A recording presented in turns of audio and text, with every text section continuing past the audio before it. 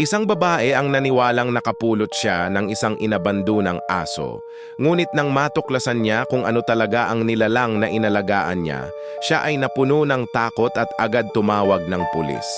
Si Cynthia ay matagal nang nangangarap na magkaroon ng sariling aso. Isang araw, pauwi siya galing trabaho nang makita niya ang isang maliit na tuta sa gilid ng kalsada.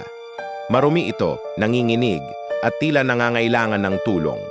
Naawa siya kaya dinala niya ito sa kanyang bahay. Sa mga unang buwan, normal ang lahat. Mabilis lumaki ang aso, ngunit inakala ni Cynthia na ito ay dahil sa lahi nito. Ngunit unti-unti napansin niyang may kakaiba. Tuwing gabi, may naririnig siyang hindi pangkaraniwang tunog mula sa sala. Hindi ito tahol, hindi rin iyak. Isa itong mababang ungol na hindi niya maipaliwanag. At tuwing may bisita, ang aso ay biglang nagtatago o nagiging agresibo. Isang gabi nagising si Cynthia sa katahimikan.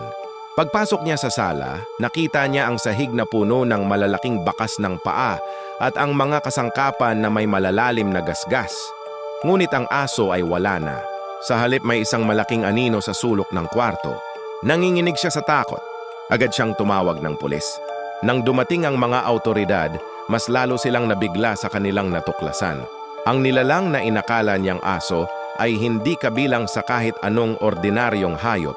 Ito ay isang uri ng ligaw at mapanganib na nilalang na hindi dapat inaalagaan sa bahay ng tao.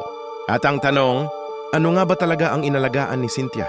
I-follow ako at mag-comment ng dog para sa part 2!